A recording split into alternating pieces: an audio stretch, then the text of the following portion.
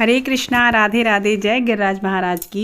तो दोस्तों, गिरिराज महाराज की पूजा आप सब ने कर ली है और उसके बाद में भोग वगैरह सब कुछ हो गया है। अब आती है बारी, हम लोग को यहाँ पे कन्फ्यूज़न रहता है कि गिरिराज महाराज को कब उठाया जाता है, कैसे उठाया जाता है, क्या विधि होती है उनको उठाने की, क्योंकि कुछ गलती हम लोग अक्सर कर जाते हैं जो कि नहीं करनी चाहिए। तो यहाँ मैं आपको इस वीडियो में यही बताऊंगी कि आपको गोवर्धन महाराज को कब उठाना है, कैसे उठाना है, भोग प्रसाद का क्या करना है, ये सब विधि आपको आज मैं बताने वाली हूँ।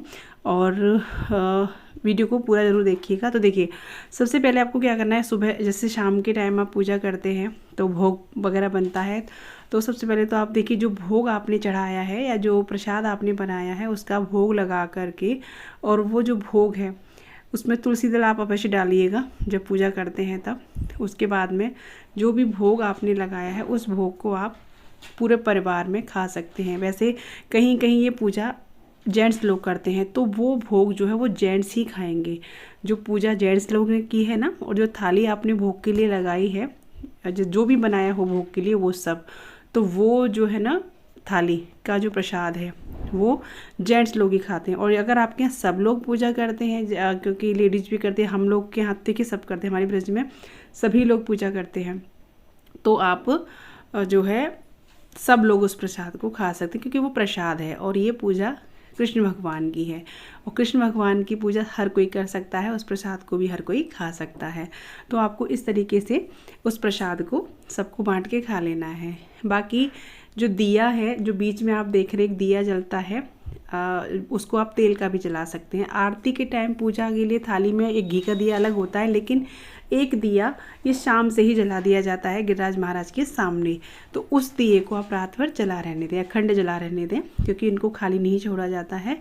तो उस दिए को आप रात भर जला रहने दें, थोड़ा तेल करते रहें बीच बीच में, और उसके बाद में पूरी रात आप उनको ऐसे ही छोड़ दें। बस उनके पास से जो भी आपने उनके मुंह में मीठा वगैरह लगाया है, अगर लगा है तो उसको हटा दें, साफ़ कर दें। बाकी प्रभु को और ऐसे ही छोड़ दें रात भर के लिए। अब आपको सुबह उनको कब उठाना है और कैसे उठाना है। सुबह गोवर्धन महाराज को उठाया जाता है भाई दूज वाले दिन, यानी दूज वाले दिन उठाया जाता है। तो उनको उठाना कैसे होता है, उनको ऐसे ही नहीं उठा लिया जाता कि बस जगह सो के और ऐसे उठा लिया। देखिए, आपको नहाना धोना है, नहाने के बाद उनको भोग लगाया जाता है। भोग किसका लगाया जाता है, गिरिराज महाराज जी को सुबह सुबह जब आप उठाएं उससे पहले नहा लें। नहाने के बाद उनको जो है दूध अर्पित करें, यानी दूध, कच्चा दूध उनको चढ़ाएं। उनके टुंडी में दूध भरा जाता है, तो पूजा के टाइम भी ऐसे ही टुंडी में दूध भरा जाता है। और सुबह के टाइम जब आप उठाएंगे तो पहले उनको भोग लगाएंगे दूध से, कच्चे दूध से उनको पिलाएंगे, क्योंकि कृष्ण भगवान का रूप है। तो सुबह उनको थोड़ा दूध कच्चा पिलाएं और खील बतासे उनको भोग चढ़ाएं, और उसके बाद में धूप दीप दिखा करके फिर उनको आप उठाएं गोवर्धन महाराज को। और गोवर्धन महाराज के उठे हुए जो गोबर होता है उससे बनते हैं ऊपले, यानी कंडे, उनको बोलते हैं दौजा। दौज वाले दिन बनते हैं। तो उन कंडों को, यानी उन ईंधन को पूरे साल के लिए रखा जाता है।